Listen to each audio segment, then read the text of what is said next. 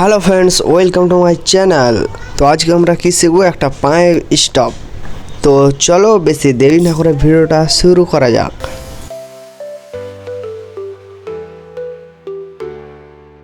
তো সবাই রেডি হয়ে যাবে। দেখো, এই পাটা যখন উঠবে, ঠিক আছে, আর এটা যখনই বসবে তখন এটা আবার উঠবে, ঠিক আছে। মানে একটা উঠবে একটা বসবে। দেখো, এটাকে লক্ষ্য করে দেখো, এতটা উঠাতে হবে, আর একটা উঠবে আর একটা বসবে। তো দেখো ভালো করে, রেডি।